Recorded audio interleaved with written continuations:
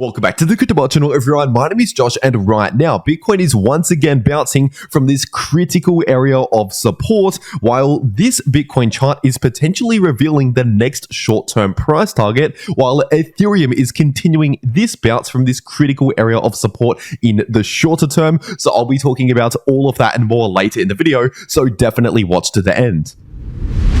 First of all, taking a look at the 4-day Bitcoin chart, and as of right now, the price of Bitcoin is still in this massive sideways consolidation range with the Bollinger Bands squeezing together and the Bollinger Bands width indicator still sitting at very low levels. And so over the last 1 day, not much has really changed on this chart right here. So if you want to know more about this chart, then check out my last video here on the channel. And if we're taking a look at this 3-day Bitcoin chart, as of right now, the 3-day Bitcoin RSI is still sitting below 50 in the lower half of the indicator. And as I've been saying since a few days ago, since when the 3-day Bitcoin RSI started to dip below 50 just a few days ago here, simply based on previous price action from what we've seen in the past time and time again, usually when the 3-day Bitcoin RSI is below 50, especially during a more bullish market on the larger time frames, when the 3-day Bitcoin RSI is below 50, those are usually some pretty decent buying opportunities to scoop up some relatively cheap Bitcoin to hold for the longer term. So this is a longer term signal, not a short term signal. And so once again, as I mentioned a few days ago here on the channel, my current trading strategy when it comes to this chart right here for the price of Bitcoin is to simply just dollar cost average into Bitcoin on the spot market. So at least for now, I'm not currently entering into any leverage trade, at least for now.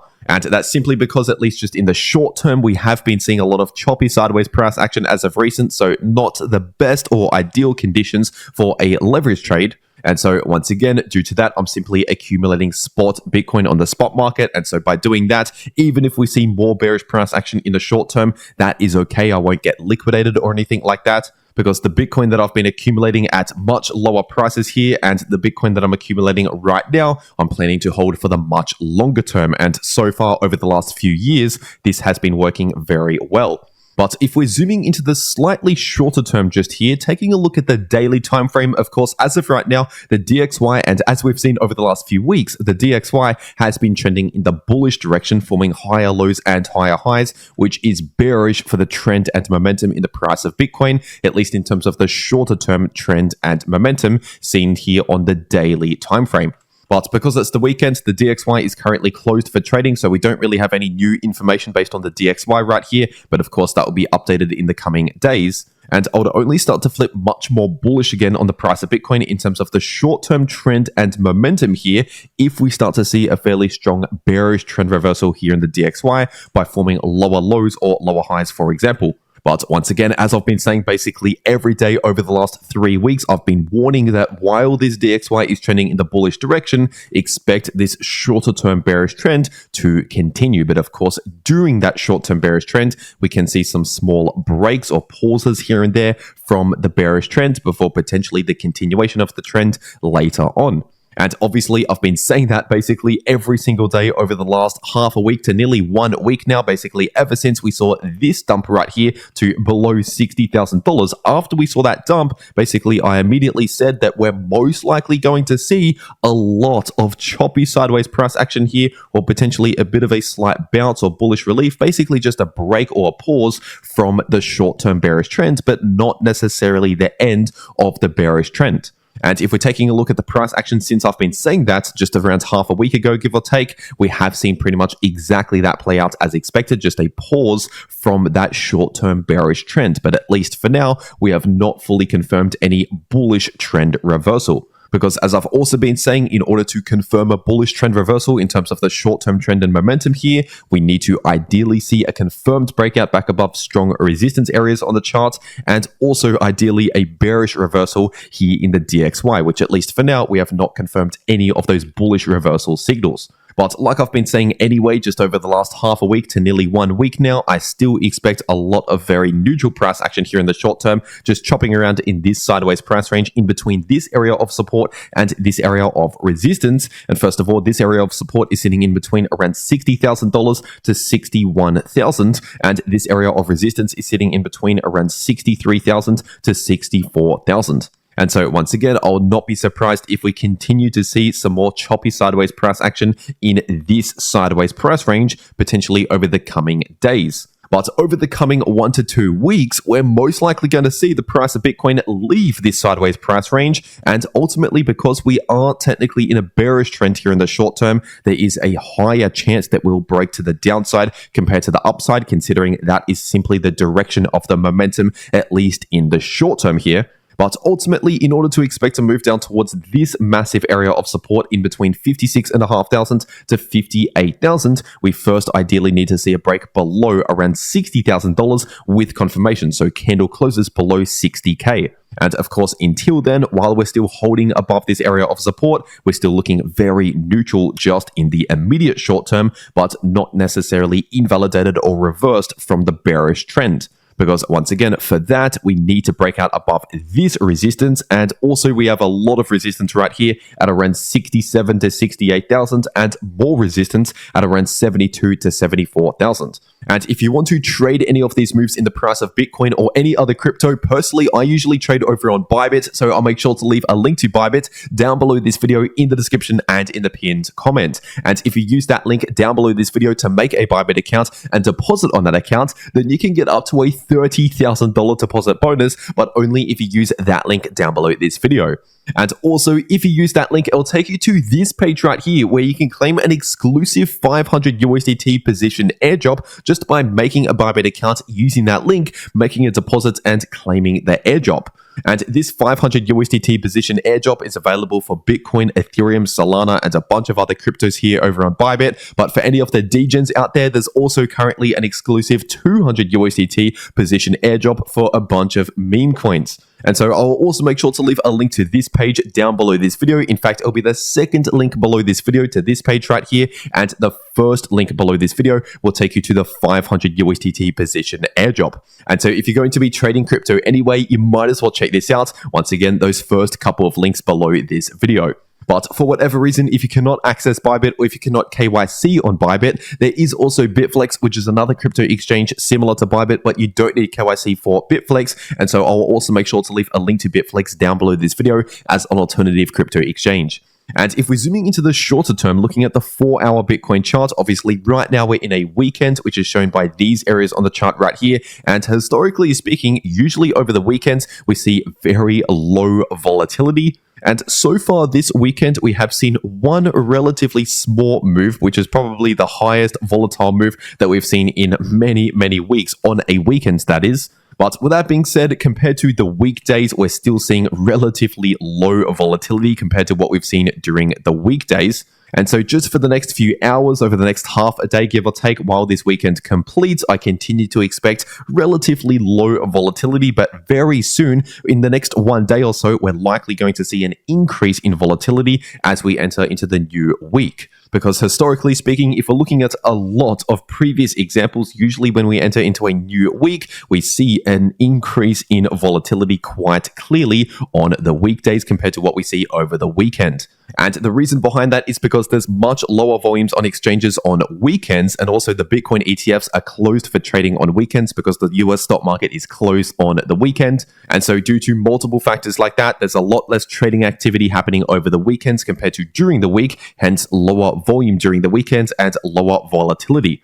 But with that being said, taking a look at the Bitcoin liquidation heat map and what we can now see, first of all, just a couple of days ago, we actually liquidated a lot of positions at around 60.3K to 60.4K, which I mentioned over the last couple of days.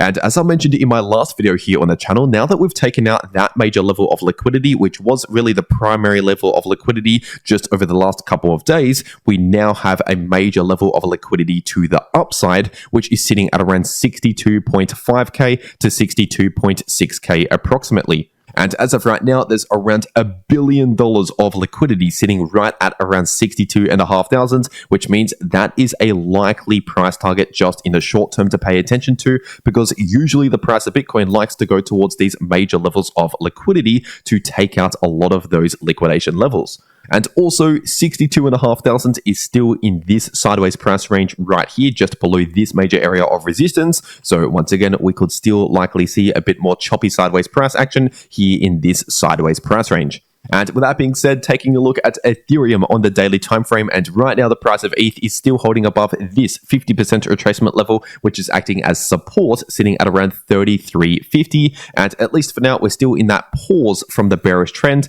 but we have not yet confirmed any bullish trend reversal, at least here in the shorter term.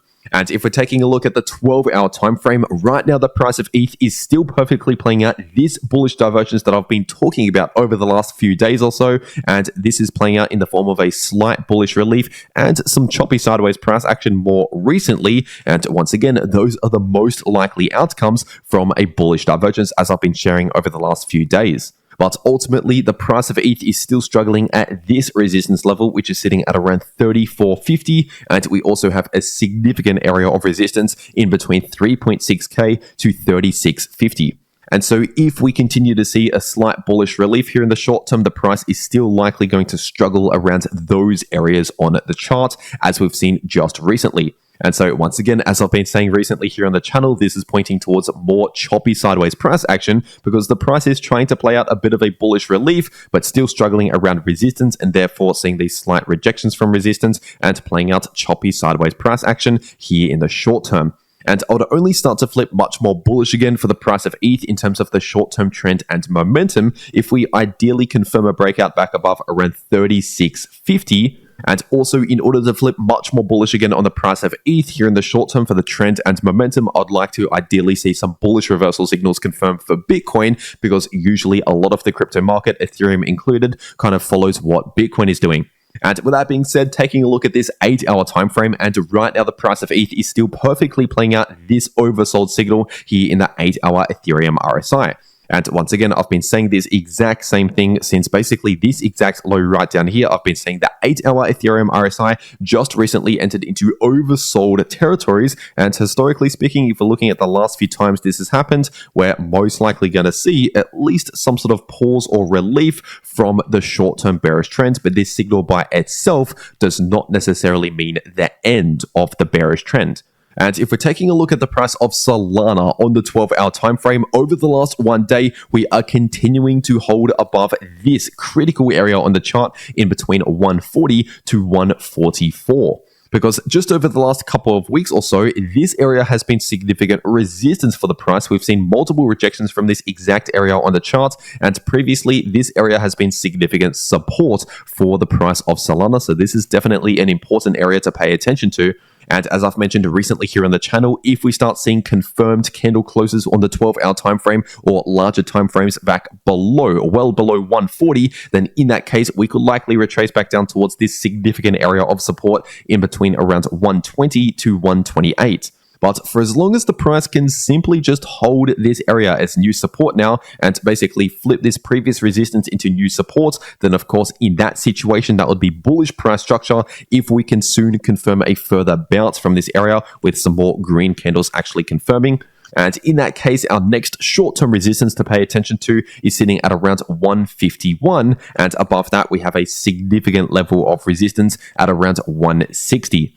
And ultimately, I'll start to flip much more bullish again in terms of the short-term trend and momentum here once we actually see a confirmed breakout back above around 151 and ideally back above 160. If we break out above those levels, then personally, I'd flip much more bullish again in terms of the short-term trend and momentum, because at least for now, we do have a very early sign of a bullish trend reversal, which is indeed a breakout above resistance. But this is just one very early signal that could get very close to invalidating right now. If we see a quick break back below 140, that would invalidate this breakout. So to be more confident, we need to see more confirmation like a breakout above 151 or 160. But either way, if you want to trade these moves in the price of any crypto, once again, check out those links down below this video to claim those extra bonuses. And if you want to actually know how to trade crypto, no matter if the price is bullish, bearish, or chopping around sideways, then make sure to watch these videos popping up right here on your screen. The video in the top left shows you how you can profit from bullish or bearish price action